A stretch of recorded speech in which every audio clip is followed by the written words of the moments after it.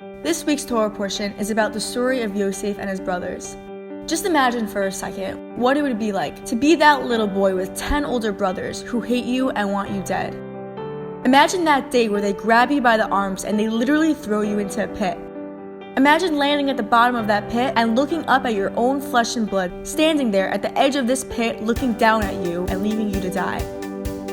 And then they take him out and send him into slavery. Imagine him being in the back of that wagon, hands clenched on the bars as it pulls away, his heart filled with pain. And then Yosef is sold into slavery, and eventually he ends up in prison.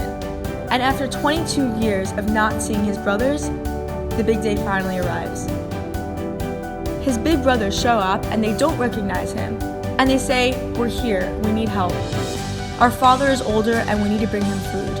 And what are Yosef's first words to his brothers? When he finally has the opportunity to take revenge, he says, "I am Yosef. Is my father still alive?" The Nesiva Shalom says Yosef wasn't asking, "Is my father still alive?" He was saying, "I'm Yosef. I'm the same Yosef I always was. A man of dignity, integrity, truth. I'm a good person. And so I'm not going to hurt you." But do you know why I was able to stay that same Yosef and persevere through all the challenges, despite all the influences of Egypt? Because my father is still alive. Meaning to say that all these years my father believed in me. My father had a little bit of hope that I was still alive and that I was going to persevere. That's how I made it. The Nesiva Shalom explains that there's this metaphysical strength that exists when a person believes in another person.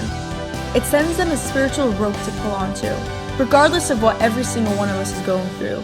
If you stop for a second and think, who believes in me? Who has hope in me? I'm going through an illness, I'm facing a challenge. Whatever the challenges I'm going through, who believes in me? When we know people who are struggling, think about it. Who believes in them? Does anyone believe that they can make it through? You love them and you care for them. You want them to make it through. But do you believe that they will? Every single person who really believes in them is giving him a rope to help them pull themselves out of all of this. When we don't give up on someone else, we are giving them extra strength. If you're the Yaakov, if you know someone else is struggling, stop for a moment and believe in them. Pray for them. Have hope in them.